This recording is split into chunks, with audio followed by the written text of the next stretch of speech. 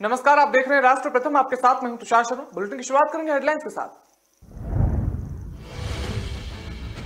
प्रधानमंत्री नरेंद्र मोदी के गुजरात दौरे का आज दूसरा दिन। वंदे भारत एक्सप्रेस को दिखाएंगे हरी झंडी। मल्लिकार्जुन खड़गे कर सकते हैं नामांकन दाखिल, गांधी परिवार से मिला समर्थन।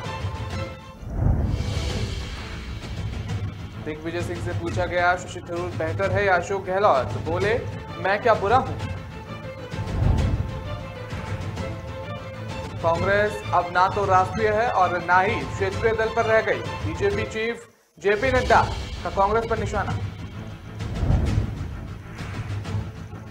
जबलपुर में ऑर्डिनेंस फैक्ट्री में लगी आग, पूरी बिल्डिंग खाक, 5 कर्मचारी गंभीर रूप से हुए घायल। अब खबरें जानेंगे विस्तार से। आपको बता दें कि प्रधानमंत्री नरेंद्र मोदी 2 दिन के गुजरात दौरे पर हैं। शुक्रवार उनके दौरे का दूसरा दिन है और गुरुवार को उनका काफी व्यस्त कार्यक्रम था। और प्रधानमंत्री के इस गुजरात दौरे की शुरुआत सूरत से हुई है और उन्होंने सूरत के अलावा भावनगर और अहमदाबाद में आयोजित कार्यक्रमों में हिस्सा लिया। उन्होंने अहमदाबाद में अपने नाम पर बने स्टेडियम में 36वें राष्ट्रीय खेलों का शुभारंभ किया। उनका शुक्रवार को भी काफी व्यस्त कार्यक्रम है और इसमें गांधीनगर और मुंबई के बीच चलने वाली वंदे भारत एक्सप्रेस को हरी झंडी दिखाकर रवाना करने से लेकर अहमदाबाद मेट्रो रेल के पहले चरण के शुभारंभ तक का कार्यक्रम इसमें शामिल है। वो मेट्रो में सवारी भी करेंगे। प्रधानमंत्री नरेंद्र मोदी गांधीनगर मुंबई वंदे भारत एक्सप्रेस की सवारी भी करेंगे। गांधीनगर स्टेशन पर इस ट्रेन को हरी झंडी दिखाने के बाद वो इस ट्रेन से कालूपुर रेलवे स्टेशन तक की यात्रा करेंगे। वहीं वो अहमदाबाद मेट्रो रेल परियोजना को हरी झंडी दिखाने के बाद कालूपुर स्टेशन से दूरदर्शन केंद्र मेट्रो स्टेशन तक मेट्रो रेल में यात्रा भी करेंगे। प्रधानमंत्री अंबाजी में 7200 करोड़ की विकास परियोजनाओं का शिलान्यास और लोकार्पण भी करेंगे। इनमें पीएम आवास योजना के तहत बनाए गए 45,000 से अधिक घरों का लोकार्पण और शिलान्यास शामिल है। प्रधानमंत्री प्रसाद योजना के तहत अंबाजी मंदिर में तिरंगा हिल, अंबाजी आबू रोड, नई ब्रांड गेज लाइन और त्रि सुविधा के विकास की परियोजना का शिलान्यास भी करेंगे। तो आज हरी झंडी वंदे भारत एक्सप्रेस को प्रधानमंत्री दिखाएंगे और उसे वहां से रवाना भी करेंगे।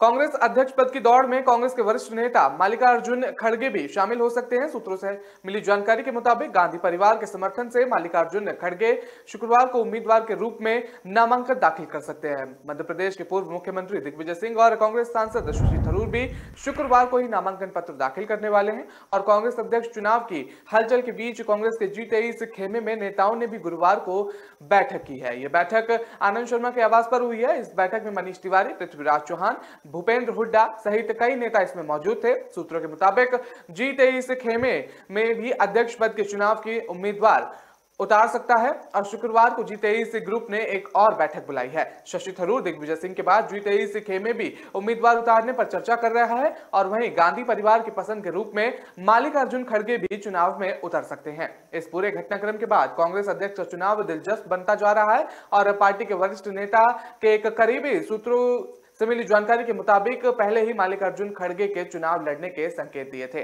सूत्रों ने बुधवार को बताया था कि कांग्रेस अध्यक्ष सोनिया गांधी और अगर कहेंगी तो पार्टी के वरिष्ठ नेता मल्लिकार्जुन खड़गे अखिल भारतीय कांग्रेस कमेटी के अध्यक्ष पद का चुनाव लड़ने से गुरेज नहीं करेंगे।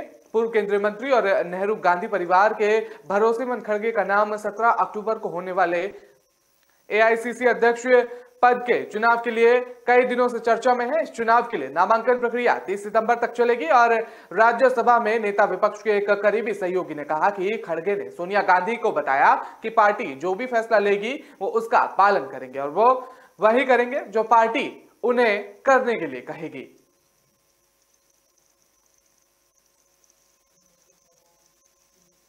कांग्रेस अध्यक्ष चुनाव के लिए नामांकन की अंतिम तारीख नजदीक आने के साथ ही सियासी हलचल बढ़ती जा रही है। कांग्रेस के वरिष्ठ नेता दिग्विजय सिंह भी कांग्रेस प्रमुख पद की दौड़ में शामिल हो गए हैं। बता दें कि दिग्विजय सिंह 30 सितंबर यानी कि आज नामांकन दाखिल करने वाले हैं। बता दें कि नामांकन दाखिल करने का आखिरी दिन आज ही है और दिग्विजय सिंह से गुरुवार को सवाल पूछा गया था कि 1 हफ्ते पहले आपने चुनाव लड़ने के सवाल पर कहा था कि मुझे रेस से बाहर मत कीजिए, क्या उस वक्त आपकी जुबान पर सरस्वती विराजमान थी? और इस सवाल पर बता दें उन्होंने जवाब दिया है कि मुझसे 1 हफ्ते पहले पूछा गया था कि शशि थरूर और अशोक गहलोत में से किसका समर्थन करेंगे? दोनों ही हमारे मित्र हैं और तो मैंने कहा था कि आप मुझे अध्यक्ष पद की रेस में क्यों बाहर कर रहे हैं, मैं क्या बुरा हूं? सीधे तौर पर ये जवाब उन्होंने दिया था। बता दें कि पूर्व सीएम दिग्विजय सिंह ने कहा कि जब मैदान साफ है तो मैं सोचा कि क्यों नहीं मैं भी नामांकन कर देता हूं। सीधे तौर पर ये जवाब देते हुए नजर आए। शुरुआत में पार्टी के द्वारा नाम तय करने की बात चल रही थी तो बात अलग थी, लेकिन अब स्थिति अलग है। उन्होंने कहा कि अगर वो नवनिर्वाचित होते तो पार्टी के फैसलों को पूरा करेंगे, जैसा कि एक लोकतांत्रिक व्यवस्था में होता है और एक अच्छा नेता तानाशाह नहीं होता बल्कि सबके साथ लेकर चलता है। उदाहरण के लिए सोनिया गांधी सभी से सलाह लेती हैं और इसके बाद ही वो कोई फैसला लेती हैं। ये किसी भी लोकतांत्रिक पार्टी में नेतृत्व की प्रणाली होती है। तो सीधे तौर पर ये तमाम बातें दिग्विजय सिंह की तरफ से सामने आई।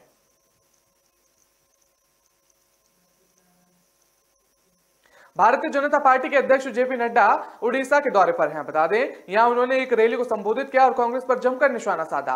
उन्होंने निशाना साधते हुए कहा कि कांग्रेस अब ना तो राष्ट्रीय है और ना ही क्षेत्रीय दल पर रह गई है। अब कांग्रेस सिर्फ भाई बहन की पार्टी बनकर रह गई है। वहीं बीजेपी सबसे मजबूत संगठन बनती नजर आ रही है और उभर भी रही है संगठन बनकर। इसके अलावा उन्होंने राज्य की बीजेडी सरकार पर हमला किया। उन्होंने चुटकी लेते हुए कहा कि कांग्रेस अब ना तो राष्ट्रीय और ना ही क्षेत्रीय दल की रह गई है, अब वो भाई बहन की पार्टी बनकर रह गई है। नड्डा ने कहा कि कांग्रेस की स्थिति यह है कि उत्तर प्रदेश में ज्यादातर विधानसभा सीटों पर उसके प्रत्याशियों की जमानत जब्त हो गई थी। उड़ीसा में निश्चित तौर पर बिरजू पटनायक का परिवार राज कर रहा है, लेकिन महाराष्ट्र में शिवसेना परिवार के राज से मुक्त हो रही है। नड्डा ने कहा कि भारत जैसे लोकतंत्र के लिए ये दुर्भाग्यपूर्ण है कि ज्यादातर राष्ट्रीय दल क्षेत्रीय पार्टियों के रूप में सिमट कर रह गए हैं। उन्होंने दावा किया है कि भारतीय जनता पार्टी एकमात्र राष्ट्रीय दल है और उसकी क्षेत्रीय महत्वाकांक्षी है। बता दें कि बीजेपी अध्यक्ष ने कहा यह दुर्भाग्यपूर्ण है कि सभी राष्ट्रीय दल क्षेत्रीय पार्टियों के रूप में सिमट कर रह गए हैं। दुनिया की सबसे बड़ी राजनीतिक पार्टी होने के नाते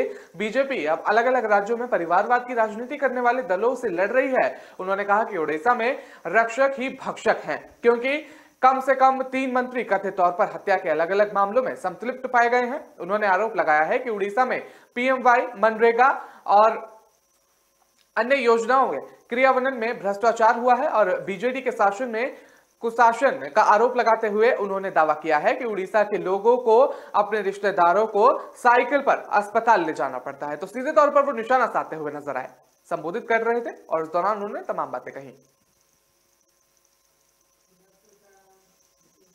मध्य प्रदेश के जबलपुर में आज गुरुवार को एक बड़ा हादसा हो गया। बता दें कि जबलपुर में उड़ीसा फैक्ट्री खमरिया में F6 सेक्शन में भीषण आग लग गई और इस हादसे में फैक्ट्री के 5 कर्मचारी गंभीर रूप से घायल हुए हैं, जिन्होंने खामिया अस्पताल में इलाज के लिए भर्ती कराया गया है। बता दें, आग लगने के बाद पूरी बिल्डिंग खाक हो गई। भारतीय सेना के लिए हथियार बनाने वाली जबलपुर की आयुध निर्माण खमरिया में यह हादसा हुआ है और आयुध निर्माण फैक्ट्री के सेक्शन 6 की 637 नंबर बिल्डिंग में डिकेट्स मेल्टर मशीन में एल्यूमिनियम पाउडर में आग लगने की वजह से यह हादसा हुआ है। धमाके के साथ ही आग लगी थी और इसी वजह से वहां काम कर रहे कई कर्मचारी आग की चपेट में आ गए और 5 गंभीर रूप से उसमें घायल भी हो गए। बता दें, कर्मचारियों को अस्पताल में भर्ती कराया गया है और इसके साथ ही कुछ कर्मचारियों को मामूली चोटें आई हैं, जिनका अस्पताल में इलाज लगातार जारी है। बाकी कर्मचारियों का इलाज जबलपुर शहर के निजी अस्पताल में किया जा रहा है। जबलपुर के खमरिया फैक्ट्री में हुई इस हादसे के पीछे की वजह क्या है, इसका खुलासा फिलहाल नहीं हो सका है। बता दें कि फैक्ट्री प्रबंधक से जुड़े अधिकारियों का कहना है कि हादसे की जांच कराई जाएगी। अधिकारियों ने बताया कि हादसा होते ही वहां मौजूद तमाम दमकल कर्मचारियों ने तत्काल आग पर काबू पा लिया। अब इस हादसे से कितना नुकसान हुआ है फिलहाल ये कहना बहुत ही ज्यादा मुश्किल है। हालांकि राहत भरी खबर यह है कि हादसे में कोई भी बड़ी जान हानि नहीं हुई है। बताया जा रहा है कि निर्माण फैक्ट्री में यह हादसा पहली बार नहीं हुआ है और इसके पहले भी कई बार इसी तरह के हादसे हो चुके हैं, जिसमें कर्मचारियों ने अपनी जान तक गंवाई है। बता दें कि निर्माण फैक्ट्री एनडी तिवारी का कहना है कि फिलहाल स्थिति अभी नियंत्रण में है। घायलों का इलाज अस्पताल में लगातार जारी है। फिलहाल वक्त तो चला एक छोटे से ब्रेक का। खबरों का सिलसिला लगातार जारी रहेगा।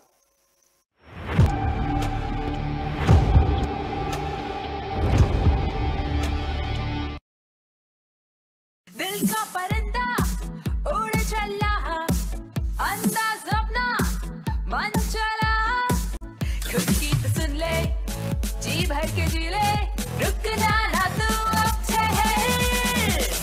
Lyra, Lyra,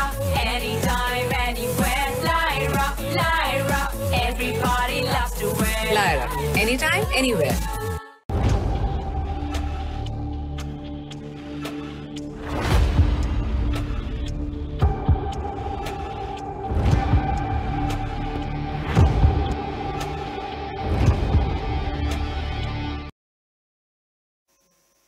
ब्रेक के बाद आपका स्वागत है। रुक करते हैं अगली खबर का। आपको बता दें कि मध्य प्रदेश के गृह मंत्री नरोत्तम मिश्रा का गरबा में मुस्लिम युवकों की एंट्री पर बयान सामने आया है। उनका कहना है कि मामला मेरे संज्ञान में आया है, फिलहाल ज्यादा जानकारी नहीं दी जा सकती है।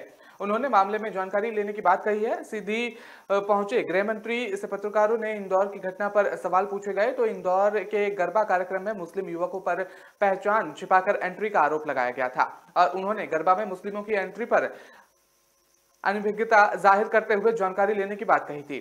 अल्पप्रवास पर पहुंचे नरोत्तम मिश्रा ने विभिन्न कार्यक्रमों में हिस्सा लिया। उन्होंने योजनाओं की समीक्षा बैठक की और बैठक में जिला प्रशासन के तमाम अधिकारी कर्मचारी मौजूद रहे थे। बता दें कि उन्होंने सीधी में निवेश के लिए प्रयास करने का आश्वासन दिया। आपको बता दें कि सीधी जिले में रोजगार की समस्या बनी हुई है। नरोत्तम मिश्रा ने सर्किट हाउस में विधायक, सांसद सहित पार्टी के तमाम नेताओं से मुलाकात की। मुख्यमंत्री जन सेवा अभियान के तहत नरोत्तम मिश्रा योजना की समीक्षा कर रहे थे और पत्रकारों से बातचीत करते समय गृह मंत्री ने स्थानीय मुद्दों पर अपना सुझाव और विचार भी साझा किया था।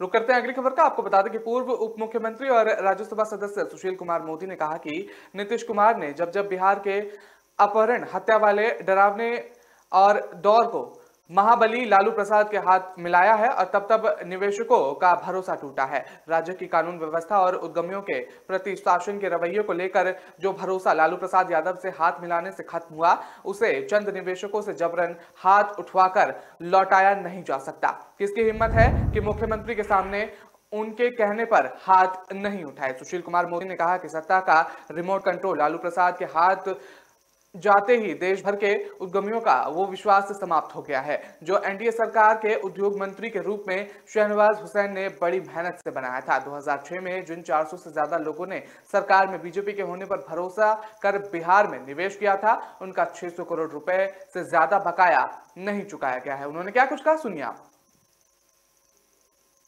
आज बिहार इन्वेस्टर्स मीट में देश के 100 बड़े उद्योगपतियों में एक भी बड़ा नाम शामिल नहीं हुआ और नीतीश जी हाथ उठवा रहे हैं कि आपको भरोसा है कि नहीं भरोसा।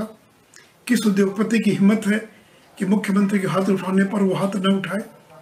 देखिए, जब तक लालू यादव की पार्टी आपके सरकार में रहेगी तब तक इन्वेस्टर्स का भरोसा सरकार पर पैदा। पिछले दिनों बाढ़ एनटीपीसी में अपराधी 2-2 बार घुसकर गोलियां चलाई, वहां के लोगों को घायल कर दिया, लेकिन आज तक लोग गिरफ्तार नहीं किए जा सके।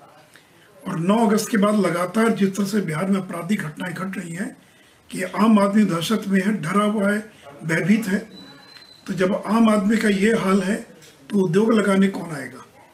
और 2006 और 2011 की जो औद्योगिक नीति है उसके तहत करीब 300 उद्योगपतियों का 600 करोड़ बकाया है, जिसको पाने के लिए उनको सुप्रीम कोर्ट तक जाना पड़ा। सरकार सुप्रीम कोर्ट में मुकदमा हार गई, फिर भी आज तक उनका भुगतान नहीं हुआ है। आपकी सरकार ने 400 से ज़्यादा जो स्थानीय लोगों ने बियाडा में उद्योग लगाया था उनको रद्द करने का आदेश दे दिया है। और इतना ही नहीं, तो बजट में आपने केवल 250 करोड़ का प्रावधान किया सब्सिडी के लिए। तो नीतियां कैसी भी बना दीजिए, अगर केवल 250 करोड़ सब्सिडी का प्रावधान होगा तो लोगों को वर्षों लग जाएंगे सब्सिडी लेने में।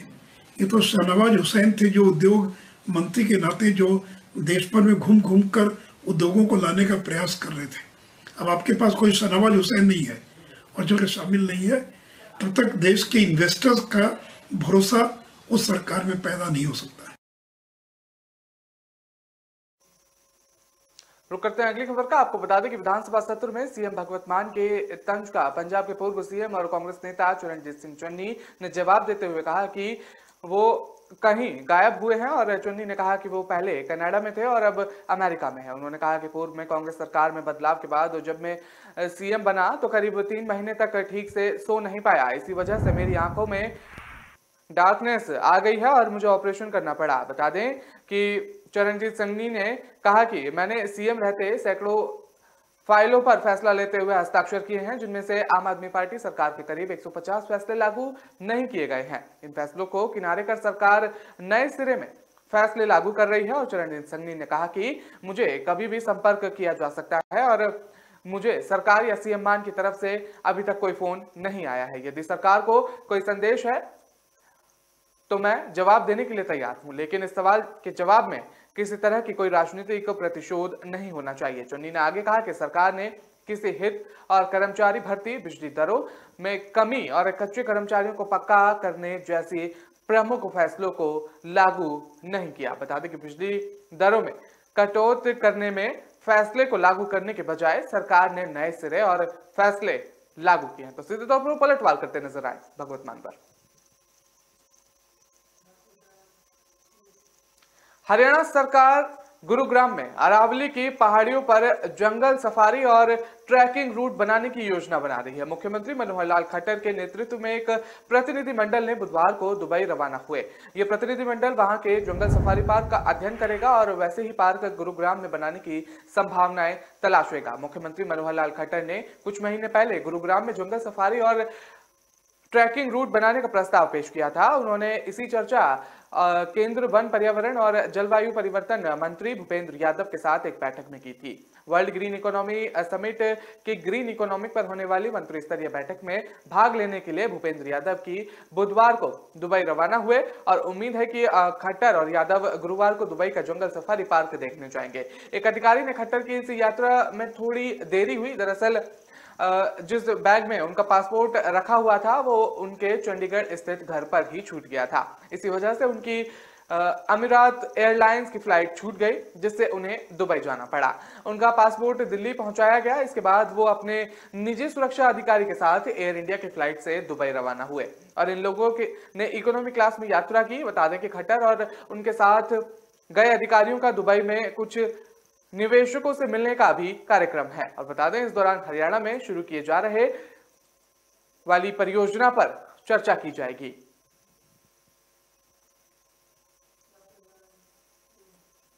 पंजाब विधानसभा के विशेष सत्र में मुख्यमंत्री भगवत मान की ओर से पेश विश्वास मत पर चर्चा होगी और बता दें सत्र का दूसरा दिन और सदन की कार्यवाही दोपहर 2 बजे शुरू होगी। इसके हंगामेदार होने के आसार बनते नजर आ रहे हैं। सत्र के पहले दिन मंगलवार को मुख्यमंत्री मान ने विश्वास मत पेश किया था। उन्होंने आरोप लगाया था कि बीजेपी उनकी सरकार को गिराने की कोशिश कर रही है। उनका आरोप था कि बीजेपी की इस कोशिश में कांग्रेस उसका साथ दे रही है। विश्वास प्रस्ताव पर चर्चा लगातार जारी रहेगी और इस पर मतदान 3 अक्टूबर को कराया जाएगा। भगवत मान ने मंगलवार को जब विश्वास मत पेश किया था तो काफी हंगामा भी हुआ था। जिस तरह से विधानसभा की तस्वीरें सामने आ रही थी, हंगामेदार विधानसभा रही थी। उस दौरान बता दें उस दिन सदन की कार्यवाही 3 बार स्थगित भी करनी पड़ी थी। विपक्ष के सदस्य विश्वास मत और विश्वास प्रस्ताव को गैर कानूनी बता रहे थे। बता दें नेता विपक्ष और कांग्रेस विधायक प्रताप बजवा ने कहा था कि विश्वास मत लाना राज्यपाल की शक्तियों को चुनौती देना है। उन्होंने कहा कि विश्वास मत लाने का कोई कानूनी प्रावधान नहीं है। कांग्रेस के सदस्य ने वेल में आकर हंगामा किया। इसके बाद स्पीकर कुलतार सिंह संधवा ने मार्शल को कांग्रेस विधायक को सदन से बाहर निकालने का आदेश दिया था। बीजेपी विधायक के सदन से वॉकआउट किया था। मान सरकार ने पहले 22 सितंबर को विशेष सत्र बुलाया था और उसमें विश्वास मत रखने का एजेंडा तय किया था। राज्यपाल बनवारी लाल पुरोहित ने उसे मंजूरी भी दे दी थी, लेकिन बाद में कानूनी सलाह लेने के बाद उन्होंने ये मंजूरी वापस ली थी। राज्यपाल का कहना था कि विधानसभा की नियमावली में विश्वास मत में लिए विधानसभा का सत्र बुलाने का प्रावधान नहीं है। बता दें कि राज्यपाल के इस कदम को आम आदमी पार्टी ने राजनीति से प्रेरित बताया था। मुख्यमंत्री भगवत मान ने इसके खिलाफ सुप्रीम कोर्ट जाने की भी बात कही थी।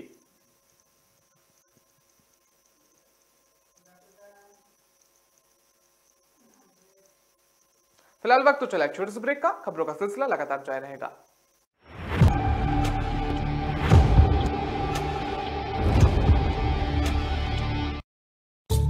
चाय तैयार है। मैं चेंज करके आती हूँ। मैं चेंज करके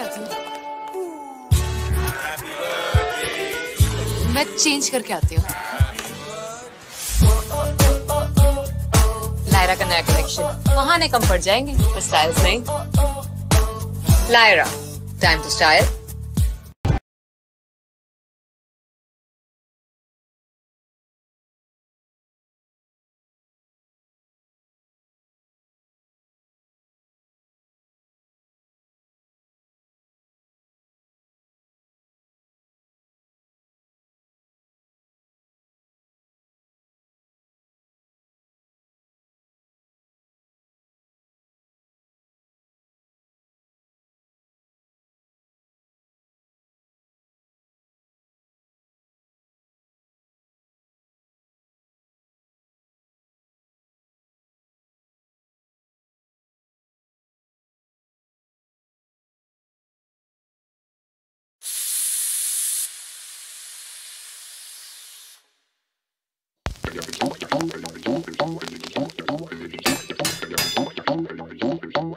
भिगोना पड़ेगा, उबालना पड़ेगा, पर कौन बोला?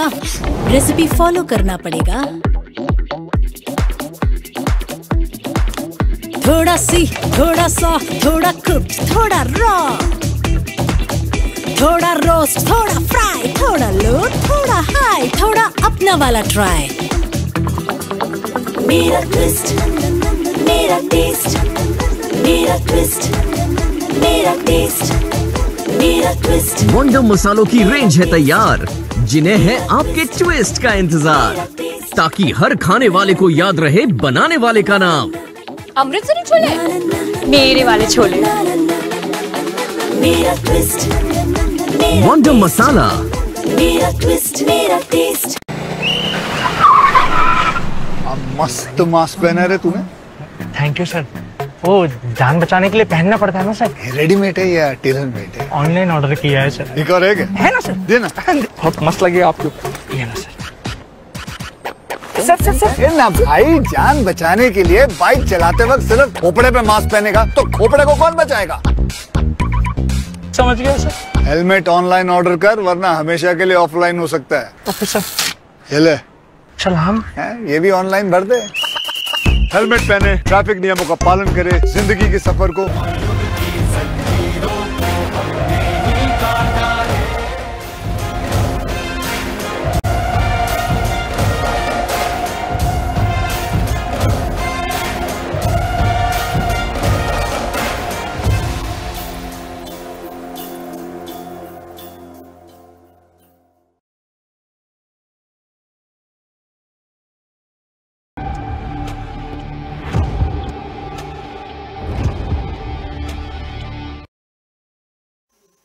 ब्रेक में आपका स्वागत है। रुक करते हैं अगली खबर का। आपको बता दें कि शिवसेना प्रमुख उद्धव ठाकरे ने बीजेपी को और महाराष्ट्र के मुख्यमंत्री एकनाथ शिंदे के नेतृत्व वाली गुट पर निशाना साधा। बता दें कि पूर्व सीएम ठाकरे ने बीजेपी और शिंदे गुट पर हमला करते हुए कहा कि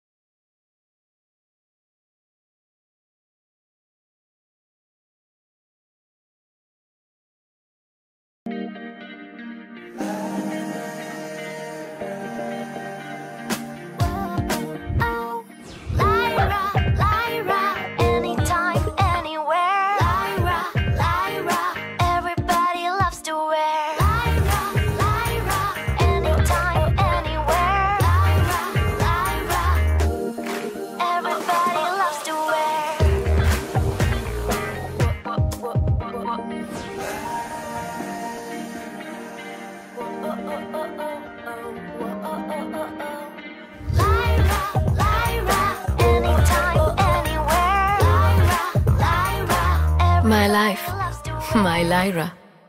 वंडर मसालों की रेंज है तैयार, जिन्हें है आपके ट्विस्ट का इंतजार। मेरा ट्विस्ट, मेरा टेस्ट। लहरों से डरकर नौका पार नहीं होती, कोशिश करने वालों की कभी हार नहीं होती।